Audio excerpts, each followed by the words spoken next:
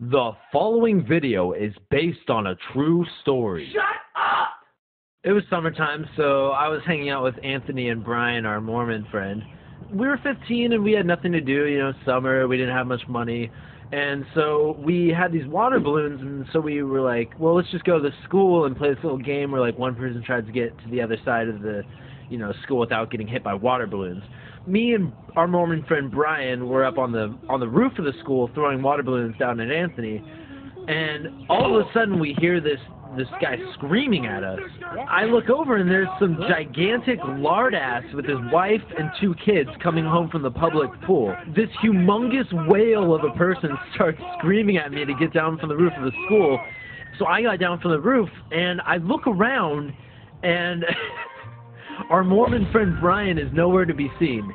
Yeah, he pulled a total bitch move and just ran away. Now let me clarify something about the Mormons that I grew up around. There's 2 different kinds of Mormons. The good Mormon kids and the bad Mormon kids. The good Mormon kids, they do all the stuff that Mormons are supposed to do. They don't watch rated R movies, they don't do drugs, they don't have sex until they're married, blah, blah, blah, blah, that kind of stuff. Then there's the bad Mormon kids. These kids, they do every possible drug they can get their hands on, and they're boning everything that walks the earth. That might be a slight exaggeration, but you get the point. Anyway, Brian was one of the good Mormon kids, so I assumed he didn't want to get in trouble for what might possibly be illegal. Anyway, this colossal beast is just screaming hysterically at us, and he pushes Anthony and I into a wall, and he's like, "You f***ing kids are vandalizing school property! I'm gonna call the cops!" And I was like, we aren't really vandalizing anything. We're just kind of running around the school. And I guess at some point in this guy screaming like an enraged animal of some sort, I guess Anthony decided he had enough of this, and he tries to leave. And then this is when things get really crazy. This gargantuan Goliath fat guy grabs Anthony and puts him in a chokehold.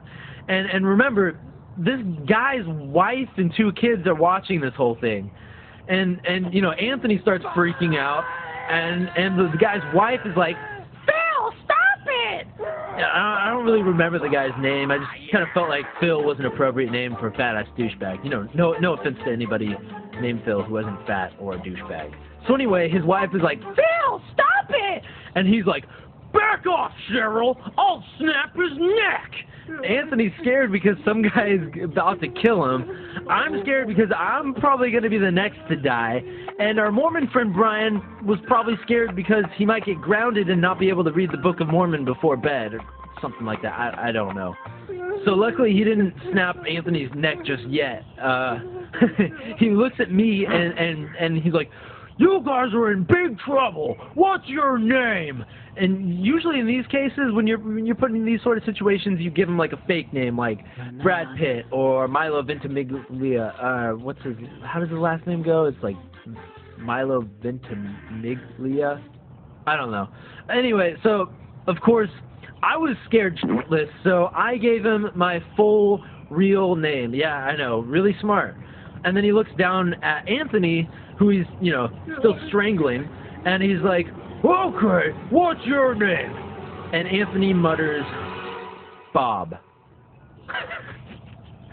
He says his name is Bob. Of all the possible first names, Bob is the one that he comes up with. I really have no idea. And then he asks, "What's your last name?" And this is the thing that I thought was going to get us for sure killed, because Anthony said his last name was Jones. That means his name is Bob Jones. Bob Jones is just about the most generic possible name anybody could come up with. I was like, all right, that's it. We're dead. We are definitely dead now. And he says, "Okay, Bob Jones." He actually believed it. "Where do you live?" And so, Anthony gives him some equally crappy fake address. It was probably something like 1234 Street. And then so he lets him go, and he's like, "If I ever see you guys here again, there will be hell to pay."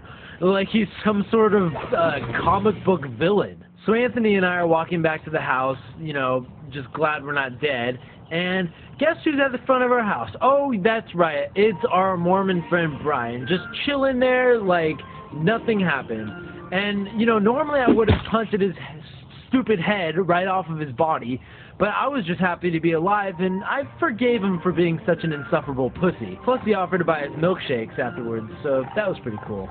So I guess the moral of the story is, if you're gonna harass a couple of innocent teenagers, make sure they don't find out where you live, because they might just TP your house. A lot. Hey, go to Smosh.com to see what else that fat ass yelled at us about. Well, I'm fat because I have a thyroid problem, you dick!